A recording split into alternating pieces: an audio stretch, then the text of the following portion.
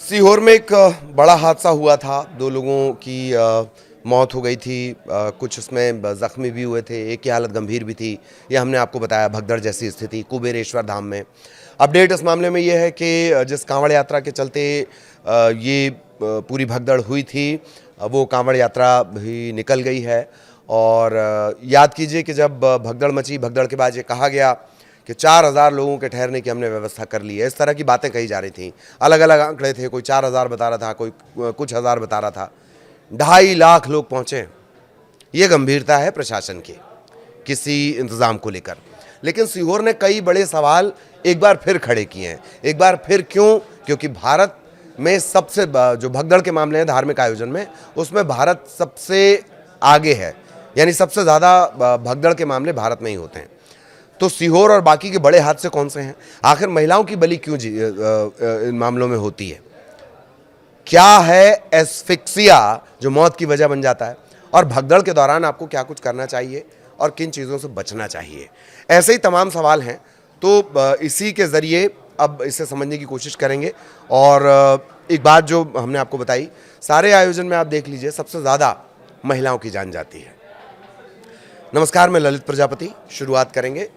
सीहोर के कुबेरेश्वर धाम में एक मामला सामने आया था। मंगलवार का ये मामला है। भारी भीड़, धक्का मुक्की, 2 लोगों की जान चली गई। एक के गंभीर होने की जानकारी है। दरअसल पंडित प्रदीप मिश्रा, कुबेरेश्वर धाम के जो पंडित प्रदीप मिश्रा हैं, वो कांवड़ यात्रा उन्होंने निकालने की बात कही थी। इसी में शामिल होने के लिए 1 दिन 2 दिन पहले से ही लोग पहुंचने लगे। भीड़ ज़्यादा हो गई, 3 लोग नीचे गिर गए, उनकी जान चली गई। और अब ये कांवड़ यात्रा निकल भी गई है। शुरुआत में कहा गया कि ये जो कांवड़ यात्रा है कुबेरेश्वर धाम से निकलेगी चितावलिया हेमा गांव तक। ये पूरा रूट है। कांवड़ यात्रा चल रही है और लाखों श्रद्धालु इस पर पहुंचे हैं। भारी संख्या में श्रद्धालु पहले ही पहुंचने लगे थे। भंडारे, ठहराव, दर्शन, इन सब के लिए जगह कम पड़ गई। भीड़ बेकाबू हो गई। अफरा तफरी का माहौल बन गया। दावा ये किया जा रहा था कुछ हज़ार से ज़्यादा श्रद्धालुओं के ठहरने की व्यवस्था है। जगह भी गिनाई गई थी कि यहाँ ठहराने की व्यवस्था है, लेकिन वो व्यवस्थाएं पहले ही टूट गईं। अब इसके सहारे हम ये समझने की कोशिश करेंगे कि क्या ये कोई पहला मामला है, और देखकर लगता नहीं है कि ये पहला मामला होगा। इसी कुबेरेश्वर धाम में फरवरी 2023 में एक छोटे बच्चे समेत 3 लोगों की जान जा चुकी है। रुद्राक्ष की चाहत में जिंदगी की बलि इस धाम के लिए कोई नई बात नहीं है।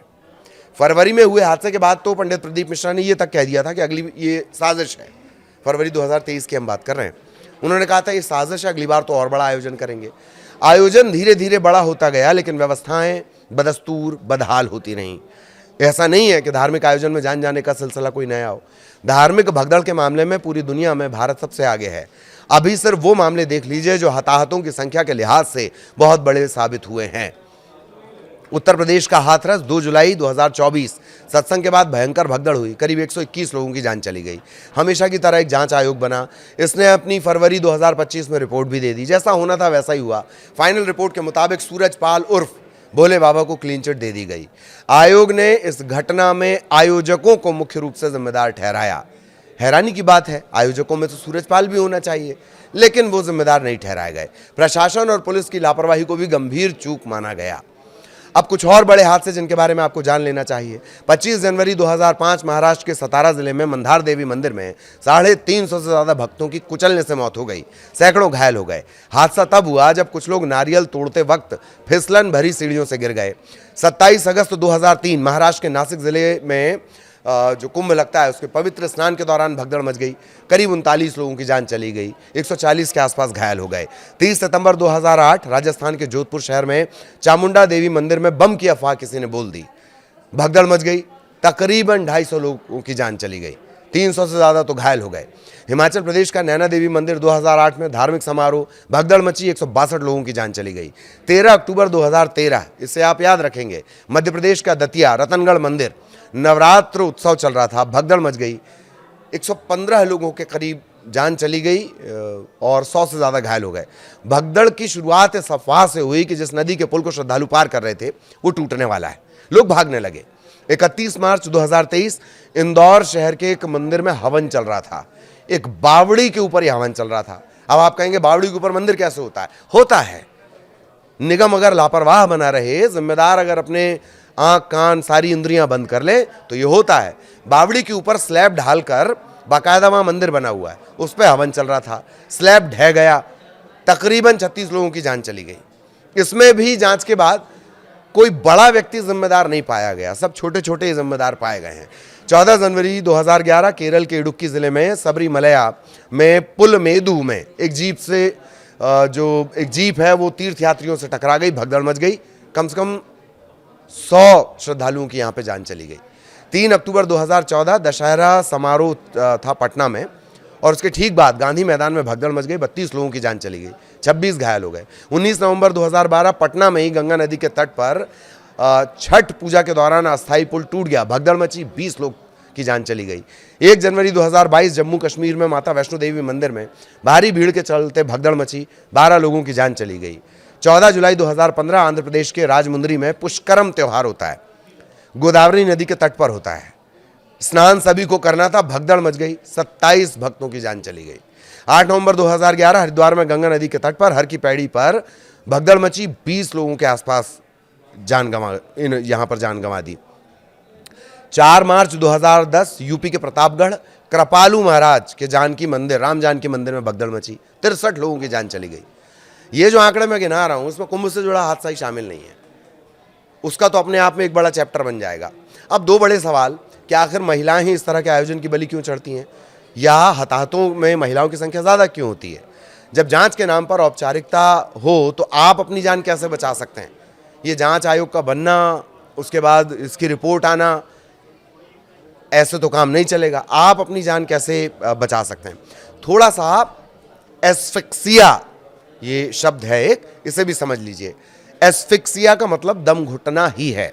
दरअसल किसी भी कारण से बॉडी अच्छे तरीके से जब सांस नहीं ले पाती है तो इसे एस्फिक्सिया कहा जाता है।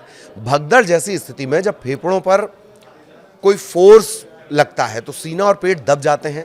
बहुत ध्यान से सुनिए, सीना और पेट दब जाते हैं, ये सांस लेने में बॉडी की मदद नहीं कर पाते, बॉडी को ऑक्सीजन मिल नहीं पाती, ब्रेन डेड जैसी सिचुएशन हो जाती है और कुछ देर में इंसान की मौत हो जाती है। कई तरह का होता है ये, फिजिकल एस्फिक्सिया होता है, कॉम्प्रेंसिव एस्फिक्सिया होता है, ट्रॉमेटिक, पोजिशनल, बर्थ एस्फिक्सिया इसमें शामिल है। आप नॉर्मली सांस लेते हैं तो सबसे पहले ऑक्सीजन लेते हैं, आपके लंग्स ऑक्सीजन को ब्लड में पहुंचाते हैं, ब्लड में ऑक्सीजन जाता है, सेल्स इसकी एनर्जी इस्तेमाल करते हैं। इस पूरी प्रोसेस में कोई दिक्कत होती है तो कार्बन डाइऑक्साइड बाहर नहीं निकल पाती और वो बॉडी में ही कई तरह की दिक्कत पैदा करने लगती हैं। ऑक्सीजन का लेवल कम होता है, एनर्जी खत्म हो जाती है, इसके बाद दिमाग और बाकी के पार्ट्स काम करना बंद करते हैं और धीरे धीरे इंसान की मौत हो जाती है। जब भी कोई भगदड़ होती है तो सबसे ज़्यादा मौत का कारण एस्फिक्सिया यानी दम घुटना होता है। इसके अलावा कई बार कुछ और भी, बोन इंजरी हो जाती है, भीड़ लगातार किसी को कुचल के ऊपर से जा रही है तो यही स्थिति बनेगी, सीने गर्दन की हड्डी टूट जाती है, बोन इंजरी मौत की वजह बन जाती है, गर्दन की हड्डी टूटने से भी एस्फिक्सिया हो जाता है, ये मौत की वजह बन जाता है। अब जो महिलाओं का एंगल है उसे समझ लीजिए। न्यूज़ 18 इंडिया की जनवरी 2025 की रिपोर्ट और कई जो पब्लिक ओपिनियंस हैं या संपादकों के ओपिनियंस हैं उसके मुताबिक भगदड़ मचती है तो मरने वालों में महिलाओं की संख्या अधिक होती है। हाल के वर्षों में कई घटनाएं ये बता रही हैं भगदड़ में सबसे ज़्यादा नुकसान महिलाओं को। इसके पीछे कई वजह हैं। महिलाओं की शारीरिक संरचना और ताकत कमोबेश पुरुषों की तुलना में कम, और धक्का मुक्की की स्थिति में वो जल्द गिर जाती हैं। ये उन महिलाओं के बारे में कहा जा रहा है जो इस तरह के आयोजन में शामिल होती हैं। किसी को कुछ और दिखाने की कोशिश नहीं है। खैर, वापस मुद्दे पर आते हैं। महिलाओं के लिए संभलना मुश्किल होता है, उठने की संभावना थोड़ी कम होती है, वे भीड़ के नीचे दबती हैं, जान गंवा देती हैं। आयोजन के लिए अलग अगर व्यवस्थाएं मिलें महिलाओं के लिए तो इससे राहत मिल सकती है, लेकिन हर जगह ये संभव नहीं होता। इसके अलावा जो भारतीय पारंपरिक परिधान है जैसे साड़ी, सलवार कुर्ता, दुपट्टा, वो ऐसी परिस्थितियों में सबसे पहले बाधा बनता है। भगदड़ के दौरान दुपट्टा, साड़ी का पल्लू या अन्य कपड़े कहीं फंस जाते हैं, महिलाएं गिर जाती हैं, स्थिति धीरे धीरे भयावह हो जाती है। महिलाओं को भीड़ भाड़ वाली जगहों पर जाने के लिए आरामदायक और सुरक्षित कपड़े पहनने चाहिए। भारी साड़ी, ढीले ढाले कपड़े, फैंसी ऊंची एड़ी का सैंडल, स्लीपर, इन सब से बचना चाहिए। इससे तेज़ी से चलने दौड़ने में परेशानी होती है। हल्के जूते, छोटे बैग ज़्यादा सुरक्षित होते हैं। इस पर कोई चर्चा ही नहीं करता होगा ना। अच्छा, महिलाओं की जो सामाजिक भूमिका है वो भी इसकी एक बड़ी वजह है। छोटे बच्चे, बुजुर्गों के साथ महिलाएं होती हैं, इनकी सुरक्षा की प्राथमिकता महिलाओं के लिए हो जाती है। इस दौरान वो अपनी सुरक्षा पर ध्यान नहीं दे पाती, आसानी से भीड़ में फंस जाती हैं। समाज में महिलाओं को अधिक सहनशील, अनुशासित रहने की सीख दी जाती है। इसके चलते वे भीड़ से बचने की कोशिश में अक्सर पीछे छूटती हैं। भगदड़ में इसी वजह से मृत्यु के जो चांसेस हैं वो बढ़ जाते हैं। घर से निकलने से पहले आयोजन की स्थिति की जानकारी लेनी चाहिए। सोशल मीडिया है, न्यूज़ पोर्टल है, लाइव अपडेट्स आते हैं, उसके ज़रिए भीड़ भाड़ की स्थिति का पता लगाया जा सकता है। भगदड़ से बचाव के लिए कोई विशेष प्रशिक्षण तो नहीं दिया जा सकता, ऐसी कोई व्यवस्था इस देश में नहीं है। घरों में तो कम से कम इस पर चर्चा करिए, धैर्य रखने, भीड़ से निकलने की रणनीति पर तो चर्चा करिए। महिलाएं अचानक घबराती हैं, स्थिति बिगड़ती है। आत्मरक्षा की तकनीक, आपातकालीन परिस्थितियों में संतुलन बनाए रखना, गिरने से बचने की रणनीति, ये सब सिखाया जाना चाहिए। कम से कम इस पर चर्चा होनी चाहिए। महिला भगदड़ में अगर गिर जाए तो तुरंत घुटने और कोहनियों को मोड़कर गोलाकार हो जाना चाहिए ताकि कुचलने से बचा जा सके। भीड़ में आगे बढ़ते समय अपने दोनों हाथों को सीने पर क्रॉस की तरह बना लें ताकि घुटन ना हो। अपने पैरों का संतुलन बनाए रखना है। किसी मजबूत चीज को पकड़ने की कोशिश भी मददगार हो सकती है। एक बात और ध्यान रखें, भगदड़ के दौरान कभी भी भीड़ के विपरीत या उल्टी दिशा में कतई ना दौड़ें। किनारे पर पहुंचने की कोशिश करें। छोटी गलियां, ऐसे स्ट्रक्चर जैसे मकान है, छोटी गलियां हैं, कोई केबिन है, वहां पर एंटर होकर भी बचा जा सकता है, लेकिन धैर्य रखना होगा। बाबाओं के मंत्र, जंतर, तंत्र हर घर में चर्चा होती है, लेकिन क्या बचाव पर चर्चा होती है? आपके घरों में होती है? नहीं होती होगी, क्योंकि जब तक अपने ऊपर बीतती नहीं है हमें कोई फर्क पड़ता नहीं है। तो उम्मीद है कि सोच को बदलने तक इसी तरह की खबरें मजबूरन हमें देखनी, सुननी, पढ़नी पड़ेंगी। नमस्कार।